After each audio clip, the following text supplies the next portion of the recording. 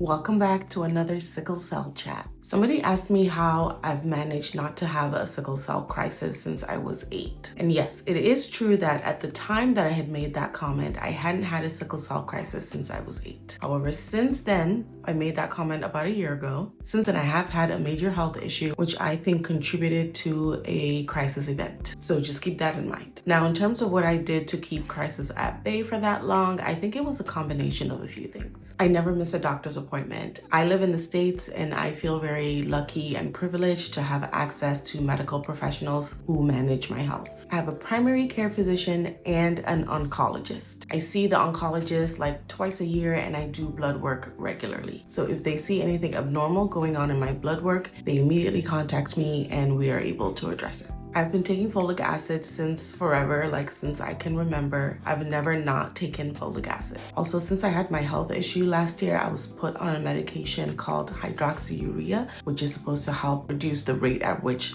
those red blood cells are breaking down. So I think that's helping. The other thing is I know my limits. I know my body. I know what my body can and can't handle. I know my body well enough to know that engaging in high intensity anything is not good for me. It's bad on my joints and it's bad on my heart. I don't do high intensity workouts. I don't do sports. I don't do hikes. Anything that's gonna cause my heart to just be like pumping.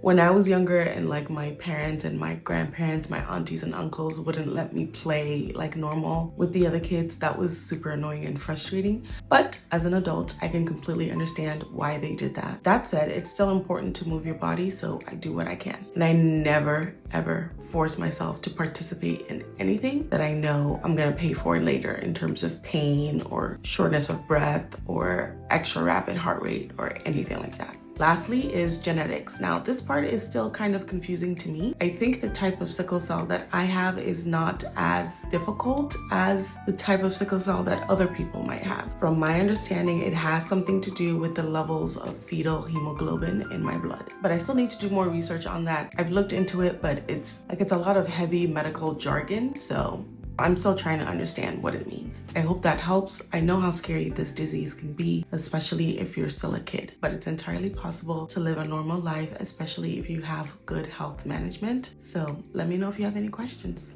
Bye.